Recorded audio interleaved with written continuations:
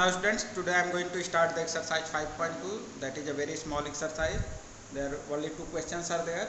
So before that I am going to explain one important term, that is Playfair's axiom. That is also known as axiom for parallel lines. So for every line L and for every point P not lying on it, there exists a unique line M passing through P and parallel to L. What is the means of this? I am going to explain. Suppose that for every line L, a line is there, that is L. Here I am going to explain that statement. For every line L, so I have drawn a line L.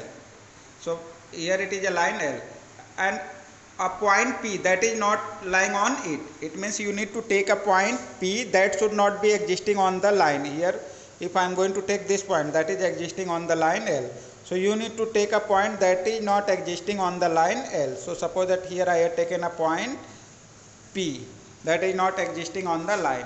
So it is given that there exists a unique line passing through P and parallel to L.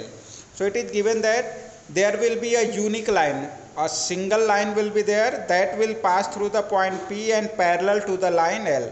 So here if I am going to draw a line, suppose that here it is a line. So it is given that there will be a unique line, a single line that will pass through the point P and parallel to the line L. It means you can say that if a line is there and if I am going to give a point, suppose that if I am going to give a point here P, and if I am going to ask that draw a line parallel to this line L and passing through point P, so you can draw one and only one line which will be parallel to the given line and passing through a single point. So that is the Playfair's axiom. In the other words, you can write two distinct intersecting line cannot be parallel to the same line. If two lines are there like this and both are intersecting, so both the lines will not be parallel to the single line like this.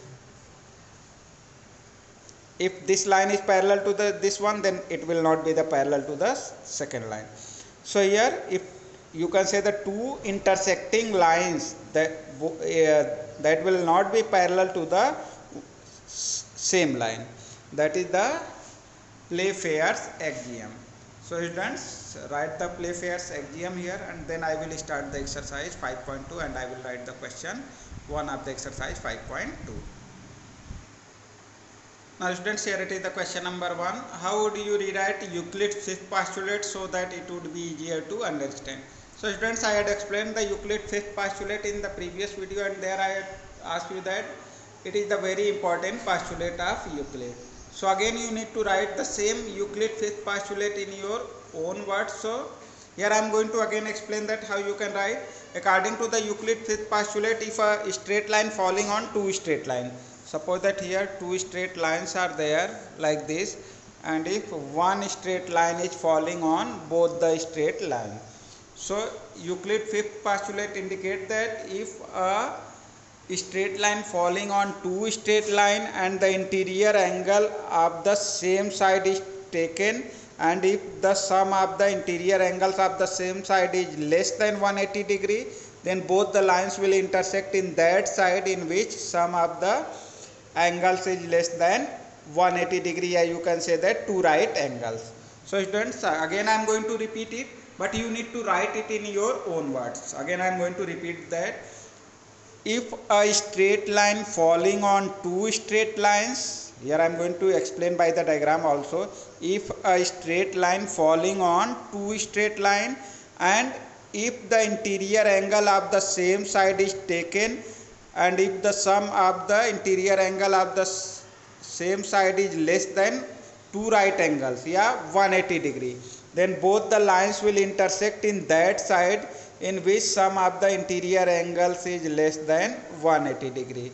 So here both will intersect in that side. It means if it is angle 1, angle 2, so if in the left side if the sum of the interior angle is less than 180 degree, then both the lines will intersect in that side. So that is the Euclid fifth postulate. So that you need to write in your own words. Now students, here it is the last question, question number 2 of exercise 5.2. Does Euclid fifth postulate imply the existence of parallel line? Explain. So here you need to explain that Euclid fifth postulate is going to indicate the existence of the parallel lines or not. So here yes, Euclid fifth postulate implies the existence of parallel line. So Euclid fifth postulate will imply the existence of parallel line.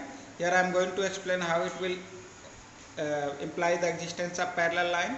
According to the Euclid fifth postulate, I had already given this fifth postulate. If a straight line falling on two straight lines makes the interior angle on the same side is taken together is less than two right angles, then two straight lines if produced indefinitely intersect on that side on which the angles are less than two right angles. That is the Euclid fifth postulate.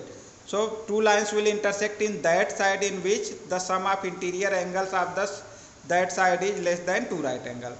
But what happens if the sum of interior angle of both the side is exactly 180 degree? So here I have written, but if the sum of interior angle of both side is exactly equal to two right angles, then both the lines will not intersect each other in either of the sides. That is, both the lines will be parallel to each other. According to the fifth postulate, two lines will intersect only when the sum of the interior angle will be less than 180 degree. But if it is exactly equal to 180 degree, it means both the lines will never intersect each other in either of the side. It means both the lines will be parallel to each other. So that is the question number 2. So students, your exercise, you can say that chapter 5 Euclid's geometry, it is going to be completed. So here I had completed the 4 chapters. That first was number system, second chapter that was polynomial, third I had taken that lines and angle, that is the 6th chapter given in the NCERT book. And now 4th chapter I had explained Euclid fifth, that is the Euclid's geometry, that is the 4th chapter I had explained, but it is the chapter 5 in the NCERT book. So students, these are the 4 chapters that are the part of your pre-midterm. 4 chapters again I am going to indicate. First chapter number system, second chapter polynomial, third lines and angles, and fourth Euclid geometry. So these are the 4 chapters that are the part of your pre-midterm. So kindly note down the syllabus for the pre-midterm, that are the 4 chapters. So thank you students.